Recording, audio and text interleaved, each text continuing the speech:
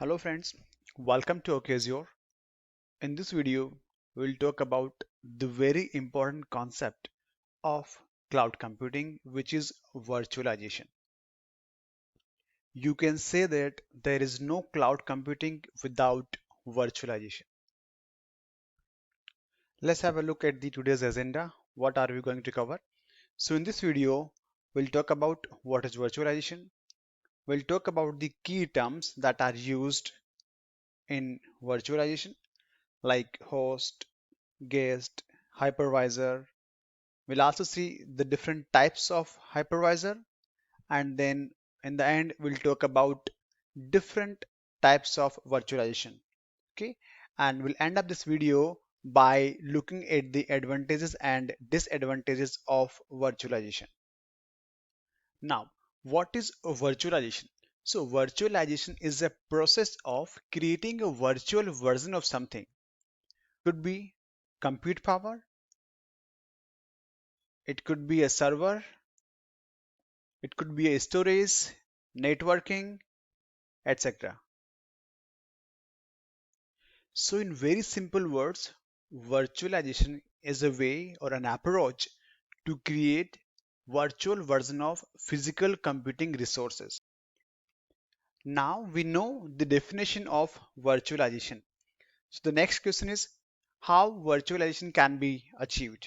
Okay, so to achieve virtualization, we use something called hypervisor. Hypervisor is a software to create VMs. Okay, what it does, it pulls resources from a physical server and allocates them to your virtual machines or virtual components. Let's see here. For example, this is your underlying machine or a physical computer, a high computing power resource.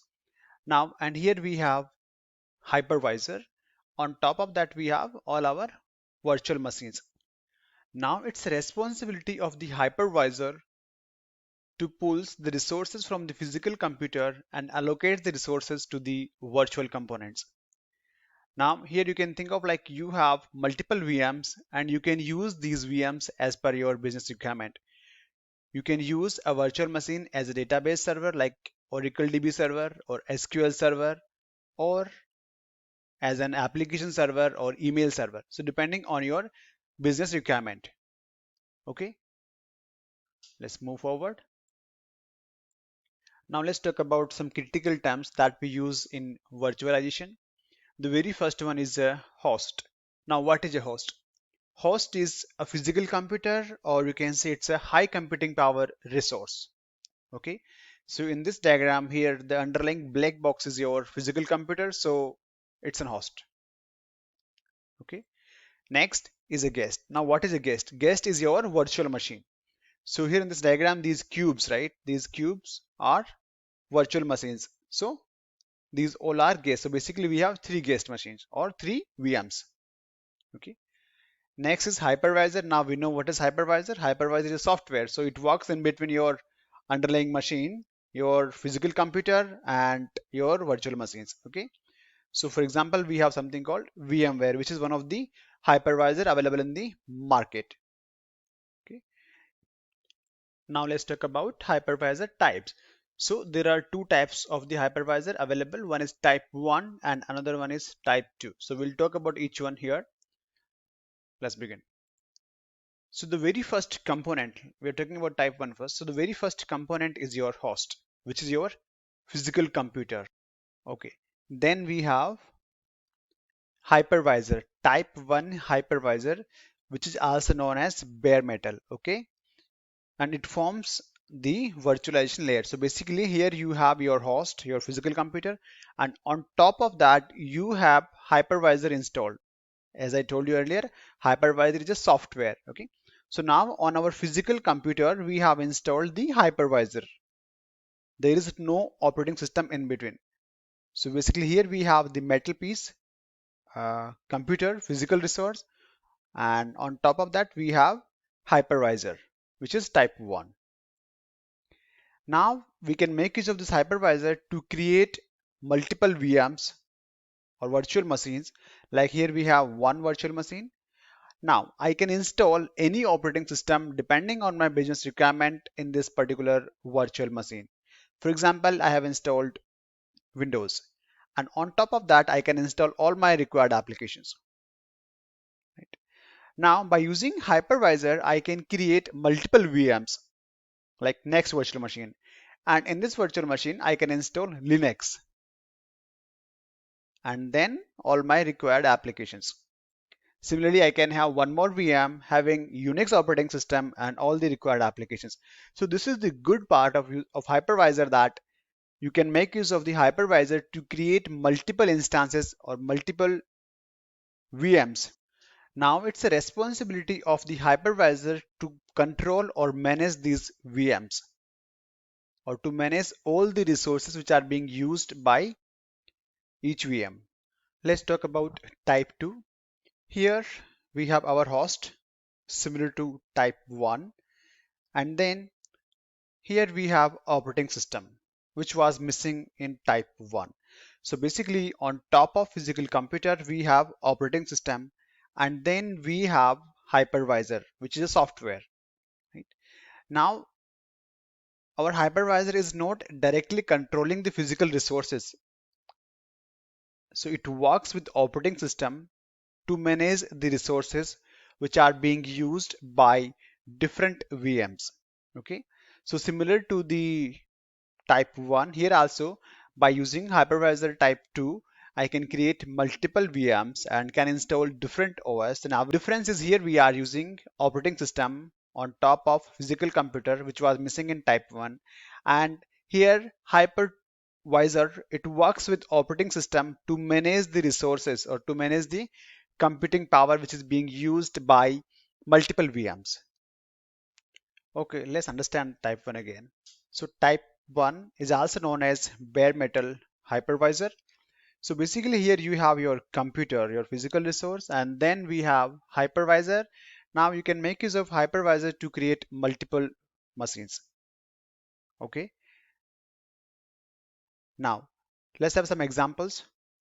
So we have something called VMware's ESXi, which is example of type 1 hypervisor.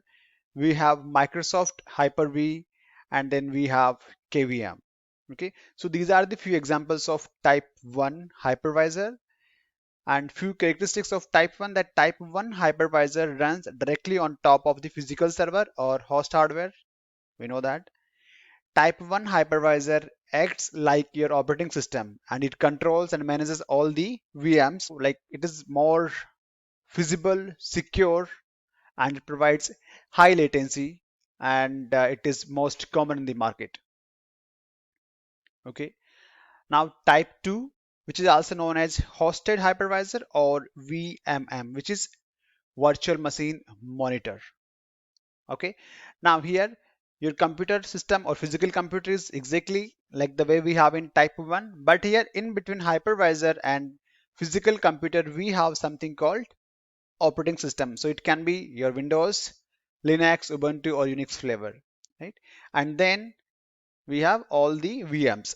Okay, so the only difference is here in type 2 we have operating system in between physical computer and hypervisor. Okay, and hypervisor works with operating system to control the resources. Let's see a few examples. So we have Oracle VirtualBox, which is type 2 hypervisor. We have VMware Workstation, and we have VMware Player, which is very common, like used by uh, college students or learners. Okay, type 2 runs like an application program on top of your operating system. Okay, let's move forward. So here we have some key points that we need to understand. So each single VM is like your physical computer. Okay, and you can create as many VMs you want as long as your host computer is able to support. For example, you are using a physical computer having 100 GB of RAM, right? And now you want to have 10 systems VM having 10 GB of RAM. You can do that, but you cannot go beyond that because you don't have enough resource to support. So you can have or you can create as many resources or as many VMs you want as long as your physical computer is able to support. Okay. And in virtualization, all VMs share the same resource. Right? You can see here, right? This is a single computing power, single physical resource, which is being used by different VMs. And each VM, it works in isolation or it works independent of each other. Okay. So like in case if something went wrong with any of the VM, it will not impact the rest of the others. Now let's talk about the types of virtualization. So there are many. I just named few here. Like we have desktop virtualization, application virtualization, server virtualization, storage, network, data, CPU, and there are few more. Okay. Let's talk about few advantages of virtualization. The first one is money. Why? Because if you use virtualization, there is no need to buy more physical resources. You can buy one physical resource having high computing power, right? Next is less electric power consumption. Why? Because now we just need to supply power to the only one machine instead of 10 or 20 machines. Okay. And another benefit is less physical space because now you just need to keep one machine. So obviously it will take less space than compared to the 10 or 20 machines. Okay. Next is each VM, it runs in isolation. So if one is affected, it will not impact the other. So now you can think of this one like we have multiple VMs running, right? If something went wrong with one, it will not impact the others. And it's very easy to restore a VM because we have something called snapshots, and you can also use snapshots to create replica of VMs, which will be quick. And it's easy to migrate one VM from one hypervisor to another hypervisor. Okay. Now let's talk about the some disadvantages. One is compromised performance. Why? Because here you have one machine which is being used by 10 VMs, right? So basically you're compromising with the performance because same computing power is being used by other resources or other servers, other VMs. Okay. And here we have these like there will be more complexity. Why? Like for example, if you have single machines, it's easy to go and fix one machine at a time. But in case of virtualization, you have 10 or 20 VMs running, so it's a little bit complex to manage the resources, right? Single point of failure is another risk because all your VMs are running or are using the computing power from one physical system, and if something went wrong with this particular physical machine, all your VMs will be down. So this is the very much or very critical impact. Okay. Thank you for watching and please do subscribe my channel. Bye.